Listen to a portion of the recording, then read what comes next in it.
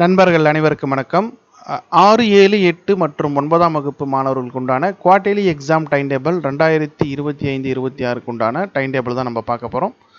இது வந்து பார்த்தீங்கன்னா வகுப்பு 6 மற்றும் 8ஆம் வகுப்பு 6th 8th வந்து பார்த்தீங்கன்னா டைம் 10 to 12 PM. 8th வந்து 10 to 12:30 கொடுத்துருக்காங்க. ஓகேங்களா. 7th வந்து ஆஃப்டர்நூன் செக்ஷன் இருக்குது. 7th-க்கும் 9th-க்கும் ஓகேங்களா. ஸோ 2 to 4, 9th வந்துட்டு 2 to 4:30 ஓகேங்களா. ஸோ இதுதான் வந்து டைமிங்கு. 6th 8th வந்து காலையில் நடக்கும்.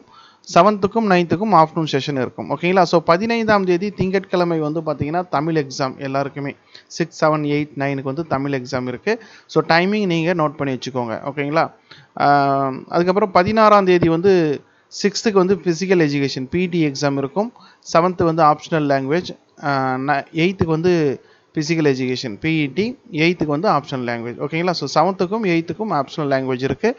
அதாவது இந்த உருது மீடியம் ஒரு சிலர் இருக்காங்க இல்லையா, தமிழ் இல்லாமல் வேறு லாங்குவேஜ் படிப்பாங்க, அவர்களுக்கு இந்த ஆப்ஷனல் லாங்குவேஜ். ஓகேங்களா.